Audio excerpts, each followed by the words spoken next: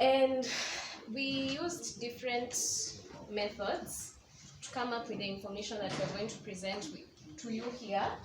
This is specifically the main findings of what we found during the survey. We conducted the survey for 5 days in Lodwar, and we had a sample size. We were able to do it both in Lodwar and in Kanam, so that we can fully encompass the municipality. We have also reviewed existing documents that are on Lodwar. I think, as mentioned earlier, Lodwar is quite well studied. There are a lot of studies on Lodwar, and it's one of the areas that has such rich documentation, secondary documentation. We also held focus group discussions and had key informant interviews. Some of you are I have interviewed some of you, and also from general observation, ile tu kuangalia maisha ya Lodwar iko aje. So from the household survey, we found that 53% of our respondents are from male-headed households. I think it's also important to note that we used enumerators who are locals in Lodwar, so that nothing is lost in translation. We also had the permission from the DCC and the local administration while conducting this survey for security and just so that we can understand each other and our findings are factual. We go back to gender of the household head. So 53% of the respondents were from male-headed households, and 47% were from female-headed households. The 47%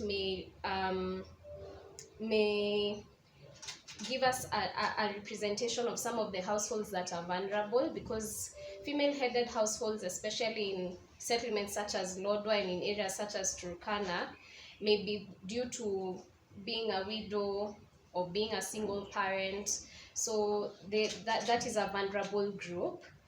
We also asked about the literacy levels of the households. It is important to understand the education levels of the people you're giving a project to, or a program to, or a service to, because then you're able to understand how they accept it and how they respond to it. In as much as water is a basic need, there are some things that might be a little bit technical when it comes to metering, when it comes to connections, household connections. They might be a little bit technical. And so we try and understand the education level to see how the project will be accepted within the community. So when it came to education, 28% have reached primary level, followed by 25% who have none. But that does not rule out indigenous knowledge. Indigenous knowledge, it has been passed down over years. We know maybe if you see butterflies coming from the east, it is about to rain. Such knowledge.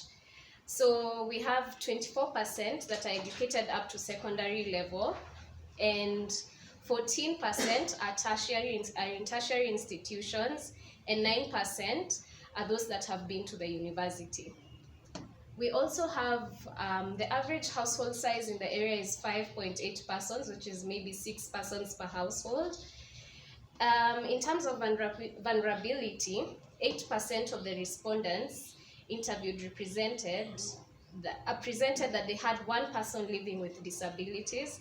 This is important because water access, especially for disabled people, is a little bit different than for those who are able. They need special access other than those that are able. However, from our FGDs that we carried out, it was raised that children, especially children and women, help people with disabilities and the elderly when they are getting water. It was also noted that 47% of the respondents did indicate that they are elderly people. These are 65 years and above. So 47% of our respondents had elderly people living with them. I think that can also be alluded to the fact that Lodwar is quite hot, and with such high heat levels, you have no choice but to kill all diseases within yourself. Main sources of livelihood in the area, 51% of the respondents depend on their businesses as their main source of income. 46% depend on casual and full employment. For those who've been employed by the county, we have teachers, we have a university there, we have hospitals. So those may account for the 46%. And 3% depend on agricultural activities. I think there are a few people who are trying to carry out some agricultural activity in Lodwar, especially within groups. They've grouped themselves, wamama wamejiweka kwa kikundi, probably people living with HIV and AIDS have put themselves in a group, and one of the income generating activities is agriculture. Then we go, we also have household monthly income. So when asked about how much money they make per month, those that make below 1,000 shillings accounted for 3.69%, and the majority fall between 1,000 and 5,000 shillings per month, that is 39%. Then we have those making between 5,000 and 10,000, that is 15.57, which is 16%. Those making between 10,000 and 20,000, another 16%. 20,000 to 40,000, 13.52%, and above 40,000, 12.7%. We now go to land, housing, and infrastructure. It's important to also understand, I think the issue of compensation and resettlement action plan has come up, and it's important to understand what type of tenureship, what type of documents do the people have in the case that there might be compensation. Do they have title deeds? Do they have certificates? Has their land been surveyed? Do they have beacons? Such things. So when it comes to house ownership, the study indicated that 61% of the respondents lived in their own houses, 30% lived in rented houses, and 3% indicated that their houses belonged to a friend or a relative. 4% did not know the type of tenureship they had on their houses. When it comes to solid waste management, 81% of the respondents provided that they depend on burning. So you collect all your solid waste and you burn it. But that is not to rule out the efforts of the municipal to have areas, designated areas for solid waste disposal. 9% provided that they dispose it irregularly, so they don't even know where it goes eventually. And 4% indicated that the municipality collects their waste. Energy for lighting. So electricity connections are at 42.2%, that is according to our survey, followed by solar at 36.9%. Pressure lamps, torches, and candles make up for 20.2% of the lighting options. When it comes to sanitation, the most common sanitation option was ordinary latrines at 66.39%, followed by the VIP latrines at 13.93%. 0.41% are those that do not have toilets, and 1.23% are those that use flush toilets. However, when we were carrying out our FGDs, one of the issues that really came up was open defecation along the river, and when they have laggers that give them water regularly. So even along the routes to the laggers, there is the issue of open defecation. For building materials, it's important to understand the building materials that people have used to build their households, because again, this is a water project. There will be pipes, there will be some drilling, there will be some works done. And if you live probably in a mud house, that might be a little bit impossible. So it's important to understand this so that we are able to know to what capacity or to what percentage we can achieve the connections that we want. So we have a huge number, that is 35%, who have used bricks, matofali, and I think they are locally made in Lodwar. We have 26% who have used soil, We have 14% who have used concrete. We have a small number, 3%, who have used stone. We have iron sheets, 7%. In that heat ya Lodwar, kuishi kwa nyumba ya mabati, unajipika, you're cooking yourself. Then we go to the social amenities within Lodwar. So Lodwar is serviced by an airstrip that receives passenger planes that land on a daily basis. It is also served by tarmac roads, especially within the CBD. We have very good roads within the central business district. When asked about the most preferred form of transport, the respondents gave that 72% of them prefer walking. And this from just general observation, when you see them with their stools walking from maybe Kanam to Lodwar, or from Napetet to Lodwar CBD, you'll see them with their stools.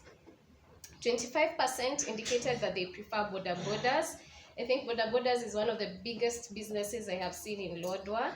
25% indicated that they, 2% indicated that they prefer vehicles. I think also by virtue of Turkanas being a pastoralist community, cars are not very familiar, but eventually you'll have to use a car.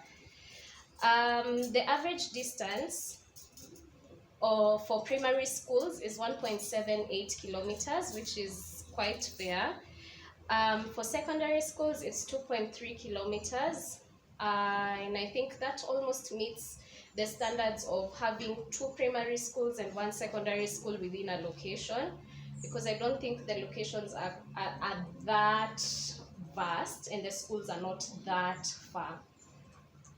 For health facilities, when asked on the health facilities that they prefer using, we have public hospitals and dispensaries doing well at 52% and 44%. And then we have a small number, that is 4%, who use private hospitals. We now come to water services. Majority of the respondents, that is 43%, indicated that they get their water from interior taps. So these are taps within our bomas. So you have several houses in a yard, and then there's a tap. There's a tap within the boma.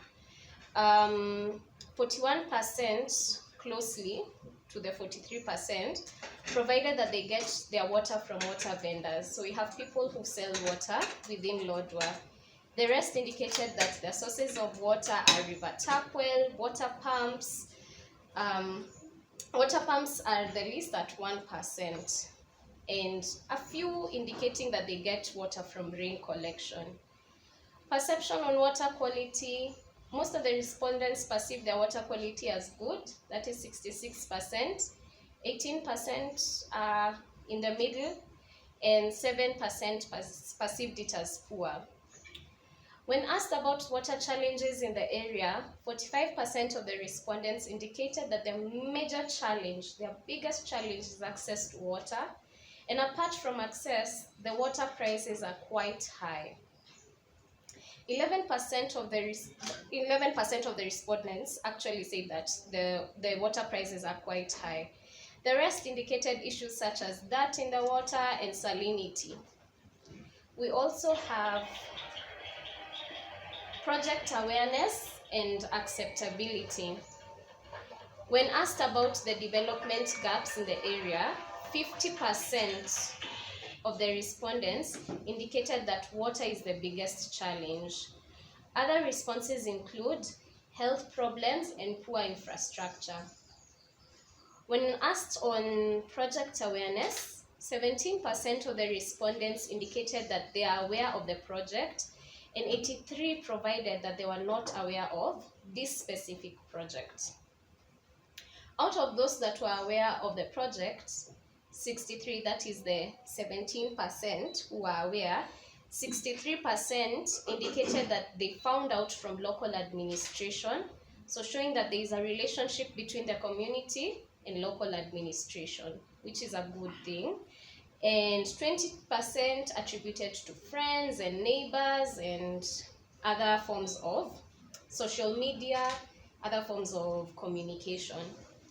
When asked on whether they accept the project, now for everyone, if they accept the project, once they had the project explained to them, 98% of the respondents are in full support of the project and are optimistic of the impact of the project within Lodwar and within even for themselves as community members. 2% are not in support, and they cited reasons such as environmental pollution, involuntary settlements, insecurity, and community conflicts. We now go to willingness to pay for water. So we asked if it was necessary to pay for water. We asked the respondents, is it necessary to pay for water? And 78% provided, yes, 78% provided that they think it is necessary to pay for water. And this, the reasons they gave was so that they can have clean, sufficient, and reliable water. 22% provided that they don't think they should pay. The county government should provide, citing reasons as such a lack of income to pay for the water. When asked on how frequent they would like to pay for water, it was an affirmative 100%. They want to pay on a monthly basis. Kuna mtu alikuwa na maoni ingine. Still on willingness to pay, they were asked what the payment should be based on, and they gave that 41% gave on consumption rate, 59% provided a flat rate. Willingness to pay for water, 20-liter jerrycan, 77% provided that it should be up to Kenya shillings 5, 7% 6 to 10 shillings, 50 above 15 shillings was 16%. When asked on their ability to pay for water, 86% provided that they are able to pay for water, 14% provided that they are not able to pay for water. When asked if they are currently paying for water, 79% provided that they are, and 21% provided that they are not. When asked how much they spend on water per month, 62% provided that they spend between 100 and 500 shillings, 23% provided between 500 and 1,000, 8% between 1,000 to 2,000, and those that pay above 2,000 Kenya shillings are 7%.